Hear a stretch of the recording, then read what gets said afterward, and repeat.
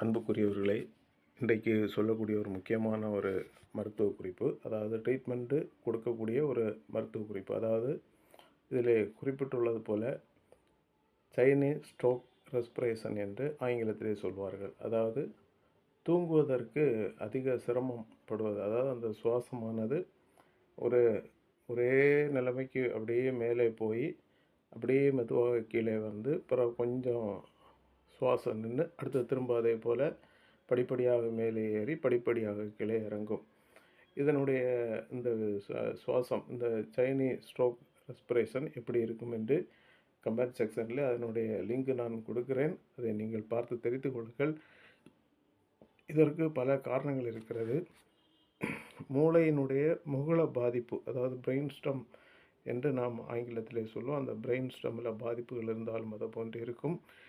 பொருட்கள், இனி அதிக போதைப் பொருட்கள் நாம் சிலர் உபயோகிப்பாங்க. அதாவது ஸ்மோக்கிங் அதிகமாக, நார்கோட்டிக் ட்ரக்ஸ் உபயோகிக்கிறதுனால அந்த மாதிரி இருக்கும்.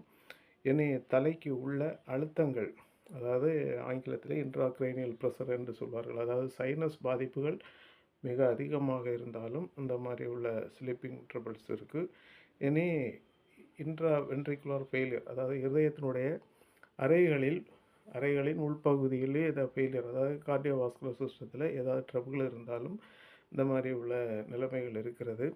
எனவே இதை நாம் மருந்துகள் முறைப்படி அதை எப்படியாக நாம் சரி பண்ண முடியும் என்பதை குறித்தான ஒரு சிறு பதிவை இதில் தருகிறேன். தேவைப்படுபவர்கள் இதை கேட்கும்படியும், மற்றபடி இதை இந்த மாதிரி பாதிப்பு உள்ளவர்களுக்கு இதை தெரியப்படுத்தி அவர்களுக்கு இந்த ட்ரீட்மெண்ட் வேணும் என்றால் அதை அவர்களுக்கு தெரியப்படுத்தவும், பாதிப்புடையவர்களுக்கு தெரியப்படுத்தவும், தேவைப்பட்ட மருந்துகளை வாங்கிக்கொள்ளும் அவர்களுக்கு உதவியாக இருக்கும்.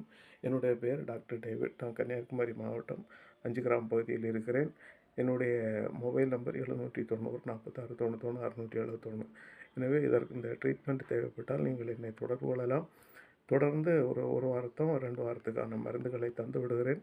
அதை நீங்கள் எடுத்த பிற்பாடு உங்களுக்கு வித்தியாசங்கள் தெரியும். அந்த வித்தியாசத்தை அனுசரித்து 2வது உங்களுக்கு மருந்துகள் தேவைப்பட்டால், உங்களுக்கு வர முடியாவிட்டால் கொரியர் தபாலில் அந்த மருந்துகளை அனுப்பி தருகிறோம், நீங்கள் பெற்றுக்கொள்ளலாம். எனவே இதை நண்பர்களுக்கு, உறவினர்களுக்கு, இதை மற்றவர்களுக்கு தெரியப்படுத்தும்படி மிக அன்போடு கேட்டுக்கொள்கிறேன். மேலும் இது எப்படி இருக்கும் என்பதை குறித்து நான் ஒரு சிறிய கருத்தாக சொல்லுகிறேன். அதாவது ஹார்ட் மசிலில் வந்து ஸ்ட்ரென்த்து போதிய அளவுக்கு இல்லாவிட்டாலும் அவர்களுக்கு இந்த சைனீஸ் ஸ்ட்ரோக் ரெஸ்பிரேஷன் வருகிறது. அதாவது குறைந்த அளவில் உள்ள பிபி, சிஸ்டோலிக் 120, டயஸ்டோலிக் 80 என்று நாம் சொன்னாலும் அதை விட மிக குறைவாக இருக்கும். பல்ஸும், அதாவது நாடி துடிப்பும் மிக குறைவாக இருக்கும். இவர்களுக்கு இப்படி வரும். இனி அவங்களுக்கு வந்து யூரின் வந்து மிக அதிகமாக, அதாவது சிலருக்கு குறைவாக போகிறதும் இருக்கிறது. இனி அதுக்கு வந்து ஹையர் லெவலில் இன்ஃபெக்ஷன், உடம்புல ஏதாவது ஒரு இன்ஃபெக்ஷன் ஆகி அதனால் அந்த இன்ஃபெக்ஷன் பாதிப்புகள் இருதயத்தை பாதிக்கும். இதனால் இப்படி வருகிறது. இனி சிலருக்கு வந்து செஸ்ட் பகுதியில், மார்பு பகுதியில் கேஸ் அதிகமாக அடைத்து இதனால் நெஞ்சு வலிகள் திரும்ப வருது. அதனால் ஹார்ட் மசில் டேமேஜ் ஆகிறது. கேஸ் அதிகமாக செஸ்ட்டில் இருந்துன்னு சொன்னாலே தலைக்கு, அதாவது நம்ம மைண்டு ஒரு மென்டல் டிப்ரெஷன் நிலைமைக்கெல்லாம் வருகிறது.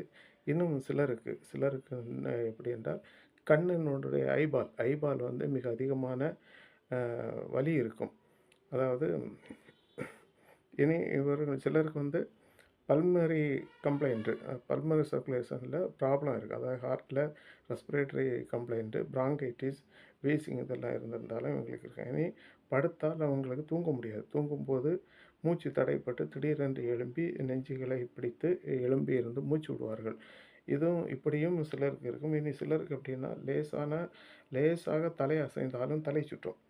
இனி தலை வெடிப்பது போன்ற ஒரு வலி, தலைக்குள்ள ஒரு தலை வெடிப்பது போன்ற ஒரு வலி. இனி இவங்களுக்கு சிலருக்கு என்னென்னா ஒரு ஷாக் பாதிப்பு, அதாவது ஷாக் என்றால் ஒரு மிக கொடூரமான சம்பவங்களை நாம், ஒரு விபத்து அல்லைன்னா ஒரு துரதிருஷ்டவசமான காரியங்கள் இப்படி நாம் ரோட்டில் பார்ப்பதனால சிலவங்களுக்கு என்னென்னா அது பிரெயினில் சில பாதிப்புகள் என்னென்னா அந்த அதிர்ச்சி வந்து ஷாக்குனால் திடீரென்று ஒரு தூண்டப்படுவதனால அதனால் பாதிப்புகள் சிலருக்கு வருகிறது. இனி சிலருக்கு எப்படின்னா அதிகமான தும்மல் இருக்கும். சொன்னது போல் இன்ட்ராக்ரைனியல் ப்ரெஷர், அதாவது சைனஸ் பாதிப்புனாலே இருக்கும். அப்போ சிலருக்கு எப்படின்னா அதிகமான தாகம் இருக்கும், ஆனால் வாய் வந்து ட்ரையாக தான் இருக்கும், பசி அறவே இருக்காது.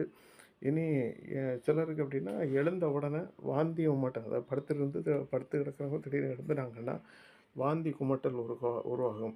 இனி சிலருக்கு எப்படின்னா மூத்திரப்பை வந்து செயலிழந்த நிலை. சிலருக்கு மூத்திரம் மெதுவாக போகும். அப்ப அதே நேரத்தில அவங்களுக்கு புராஸ்டேட் வந்து நார்மல் நிலைமைக்கு இருக்கும்.